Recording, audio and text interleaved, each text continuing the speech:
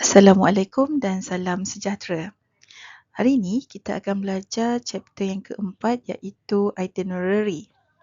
Okey, mungkin ada antara kamu yang dah biasa dengan perkataan itinerary ni, especially pada seseorang yang dah pernah travel menggunakan kapal terbang ataupun biasa melancong, sama ada tidak menggunakan laluan darat ataupun udara. Jadi, untuk topik itinerary ni, kita akan belajar macam mana kita nak readykan dokumen untuk majikan kita ataupun untuk bos kita, manager kita uh, tentang aktiviti yang perlu dimasukkan dalam sebuah dokumen yang dipanggil sebagai itinerary. Okey, apakah itu itinerary? Itinerary ni sebenarnya dia adalah plan perjalanan. Rancangan perjalanan yang dalamnya ada termasuk laluan-laluan tertentu yang perlu dilalui oleh pengembara tersebut. Jadi kalau dekat sini kita sediakan dokumen itinerary untuk bos kita, jadi kita nak sediakan pelan perancangan perjalanan untuk bos kita tu. Bergantung kepada ke mana dia nak pergi. Biasanya itinerary ni kita buat untuk mereka yang akan travel jauh. Tempat yang mungkin dia nak melawat tu akan ada beberapa aktiviti yang perlu dilaksanakan dan dalam masa yang agak terhad. Jadi itinerary ni lah yang akan membantu pengembara tersebut bagi melancarkan perjalanan mereka.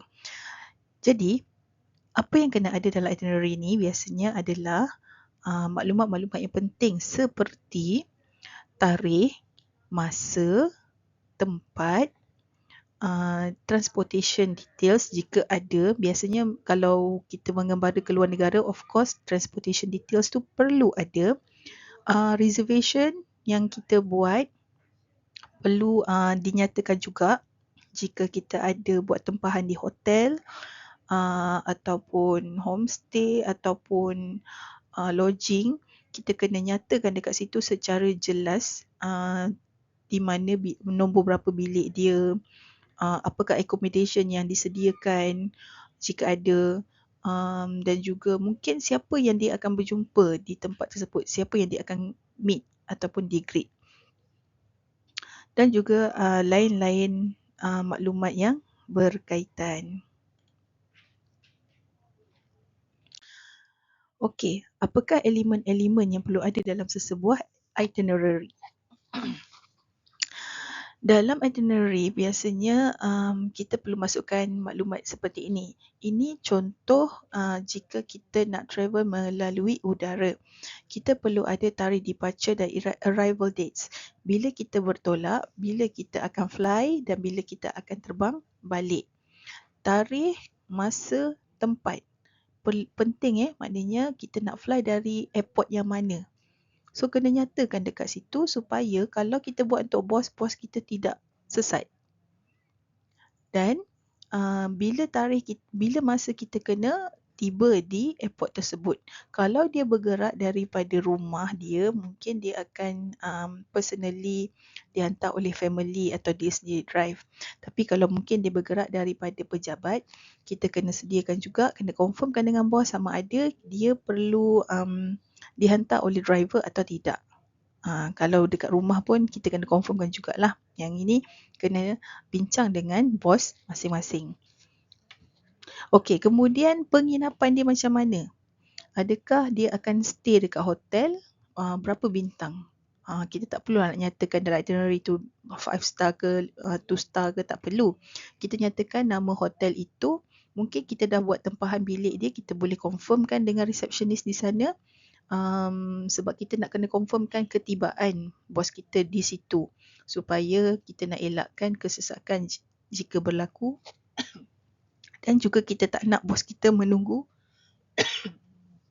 terlalu lama di lobi. Okay, especially kalau you punya bos itu berpangkat tinggi, datuk ke, ada title, So memang tak molek lah kalau kita nak tinggalkan dia lama di kawasan lobi. Dan juga kena ada alamat hotel penginapan tersebut dan juga maklumat-maklumat lain yang berkaitan dengan tempahan yang kita telah buatkan. Semua ni you all yang kena buat. Okey, dan kemudian seterusnya kita mungkin ada aktiviti kita nak ke sana ke sini ke. Depends kepada jenis travel dia. Kalau dia travel untuk bercuti, dia suruh kita yang sediakan, jadi tentulah aktiviti tu santai. Dan kita kena confirm juga dia nak bawa siapa. Siapa yang dia nak akan bawa nanti kalau aktiviti tu hanyalah aktiviti santai yang tak berkaitan dengan perniagaan ataupun kerja. So aktiviti kat sana kita boleh aturkan juga jika bos kita mahu kita sediakan. Jika tak, mungkin dia akan serahkan kepada travel agent ataupun kita sendiri kena deal dengan travel agent. Yang ini semuanya sebenarnya kita kena confirmkan dengan bos kita. Bukan kita pandai-pandai buat sendiri aktiviti untuk dia ya. Kita kena tanya, okay bos, nak saya sediakan aktiviti bos kat sana ke ataupun bos nak saya deal dengan agent? Mungkin bos tu sejenis yang rajin travel kat tempat tu, mungkin selalu pergi London ke kan. Jadi tak mungkinlah dia tak tahu tempat tu. Mungkin kita tak perlu sediakan untuk aktiviti yang tu. Tapi kalau aktiviti tu adalah kerana bisnes, kita kena sediakan dia punya aktiviti dia, nak ke mana, meeting dengan siapa, transportation macam mana, and then berapa lama dia akan berada di satu-satu tempat. Kalau lebih 1 jam ke apa, kita kena nyatakan masa. Kalau kita tahu masa dia akan berada di tempat itu jam 9 pagi. So kena tulis dekat situ 9 pagi the boss will be there meeting with whom.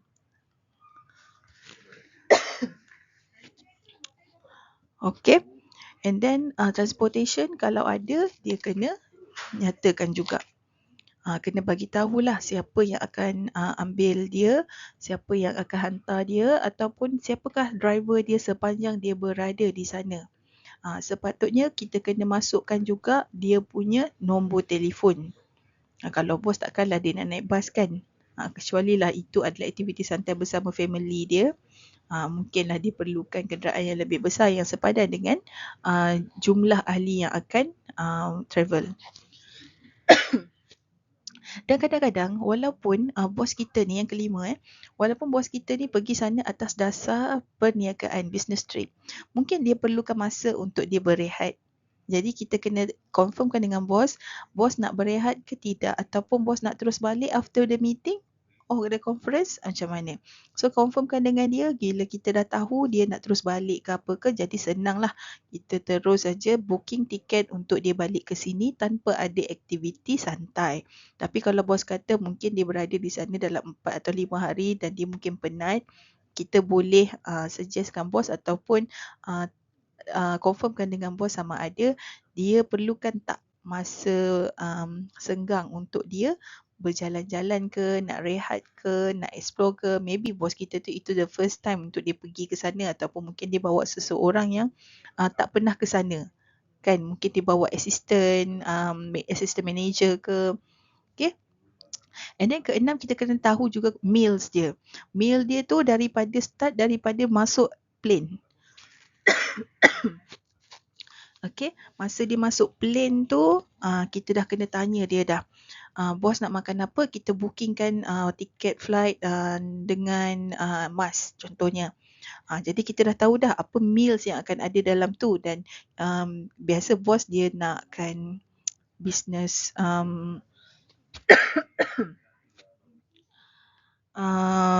business class punya flight kan. Dia takkanlah nak ekonomi sebab kadang-kadang dia perlu buat kerja dalam sepanjang perjalanan dia ke destinasi yang dia nak pergi tu. So kena tahu, kena bookingkan untuk dia biasanya business class. And then kita bookingkan juga makanan jika dia nak. Kalau perjalanan jauh mesti dia nak, dia perlu makan kan. And then bila dia berada di tempat destinasi dia tu dah tiba, kita boleh juga bookingkan makan untuk dia jika dia mahu, ataupun kita boleh cadangkan dalam tu mungkin orang yang sambut dia di sana ataupun pegawai yang akan melayani dia dekat sana, yang akan entertain dia bawa ke mana. Jika kita ada maklumat itu lebih awal, itu lagi bagus. Kita boleh masukkan sahaja terus dalam itinerary kita. Itu lebih memudahkan kerja bos kita nanti. Okey, termasuklah makanan jika ada, ataupun sarapan bila dia di hotel. Kadang-kadang sarapan tu kita kena turun ke restoran tu untuk makan. Tapi boleh juga kita request untuk dihantar ke bilik. Okay, and then contact information jika dia berada di sana kena ada, sebabnya mungkin bos kita dia perlukan contact person yang lebih diselesa, ataupun contact person tu perlu sebab kita nak tahu pergerakan bos kita ni. Bukan kita nak jadi pengintip dia, tapi kita takut dia ada berlaku apa-apa masalah ataupun reschedule dia punya itinerary ke. Jadi kita boleh maklumkan pada dia. Jika dia tak dapat dihubungi, kita ada orang lain yang kita boleh hubungi. Dan dia juga boleh berhubung dengan orang tempatan di sana supaya perjalanan dia lebih selamat. Okey, biasanya itinerary ni diguna dalam apa? Kita boleh guna dia untuk travel, untuk event planning, untuk business trip, untuk educational tours, adventure trips, cruise and tour package, daily planning, project planning, academic or conference schedule. So dia tak terhad kepada business trip or travel only. Depends dengan apakah jenis itinerary yang kita nak sediakan. Jadi aktiviti dia juga akan berbeza. Ini adalah contoh itinerary yang dibuat bagi aktiviti percutian di Exotic Beach Vacation Bali, Indonesia. Okey, dia bermula dengan day 1, day 2, day 3. Apa aktiviti yang dia buat? Arrive in Bali, check into the beachfront resort, relax and explore the nearby area. Ini aktiviti yang dia akan buat. So bila dia ada aktiviti, dia tahulah day 1 nak kena buat apa. Day 2 nanti kena buat apa. Full day tour to Tanah Lot Temple, Uluwatu Temple and enjoy a sunset beach dinner.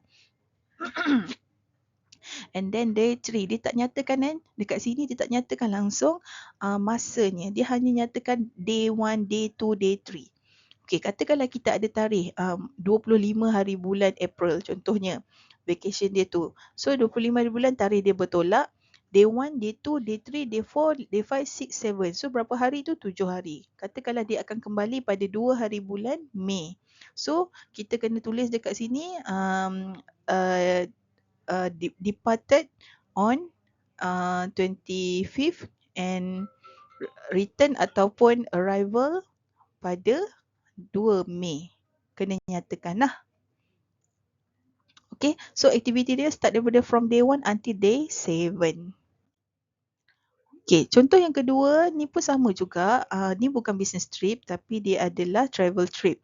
Travel dia ke mana? Ke African Safari Adventure Tanzania. Dia start juga dengan day 1 until day 10. Semuanya dia dah bagi dah apakah aktiviti dia sepanjang kat sana. Ni macam orang pergi umrah, pergi haji lah, dah tahu dah day 1 nak kena buat apa, day 2 kena buat apa, day 3 sampailah hari terakhir dia nak kena bertolak balik.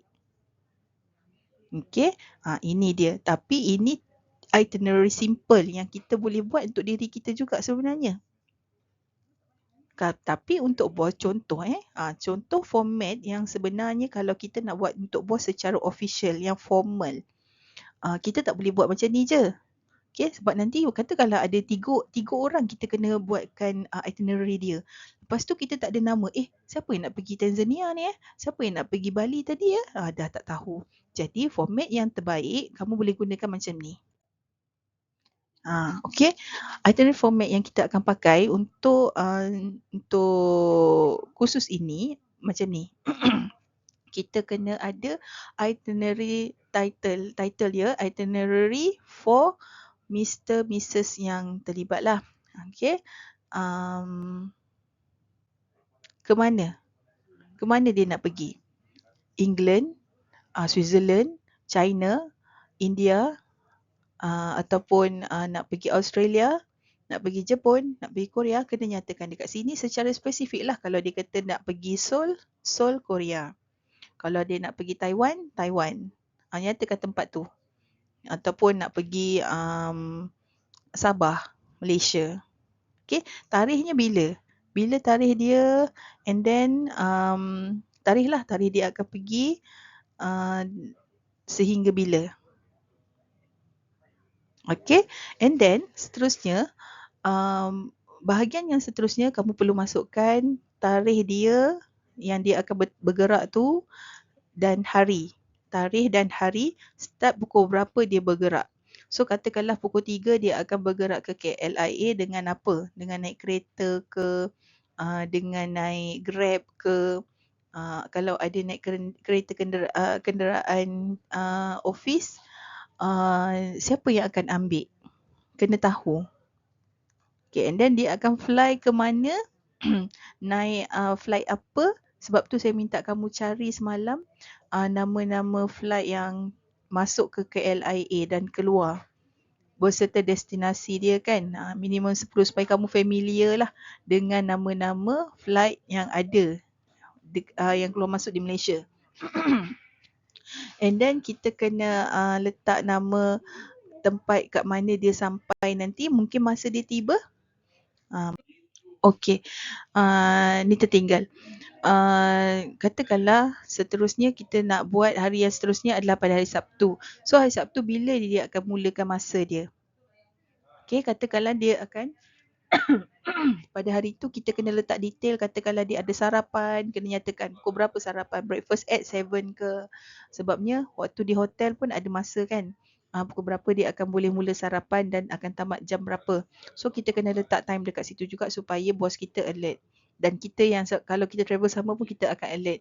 And then aktiviti apa yang terlibat. Dia dengan siapa, ke mana, naik apa, berapa lama.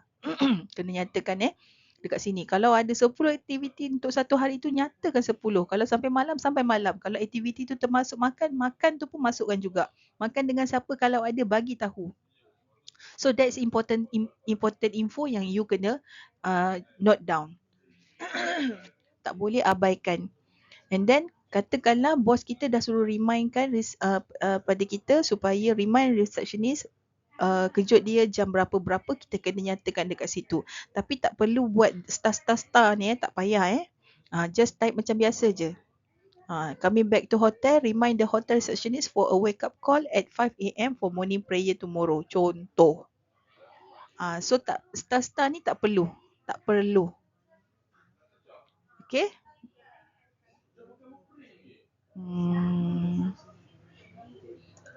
Ni tak payah. Okay? Next. Okay, seterusnya pergilah sampai hari yang terakhir sekali, katalah hari yang terakhir, hari Isnin, hari yang dia akan berangkat balik ke tempat asal. Kita nyatakan pukul berapa dia akan bergerak balik daripada hotel, dengan apa. Kalau bergerak dengan driver yang akan tunggu, nyatakan nama driver. Mungkin kita boleh letakkan juga nombor kenderaan tersebut. And then time bila kita akan berlepas, naik flight apa, detail yang sama seperti hari pertama dia bergerak tu perlu ada pada penutup. Ini macam penutup lah. Okay, penutup kepada itinerary kita. And then sampai KLIA macam mana, dia nak tercengang-cengang je ke dekat situ? Mungkin kita ada driver yang akan menjemput, jadi boleh juga kita nyatakan dekat dalam kita punya itinerary ni. Any information yang important yang bos kita wajib tahu, kita kena masukkan. Jangan kita agak-agak je, tak perlu. Okay? Contoh kalau yang ini, dia ada Mr. Ravi, the company's driver will fetch him at the airport. So nyatakan dekat sini, tak payah letak note ni tak perlu. Note ni tak payah. Just letak saja dekat bawah jam 5.30 tu. Masukkan. Okay? So tu sahaja untuk itinerary. Last kali kita akan buat latihan. Itu saja.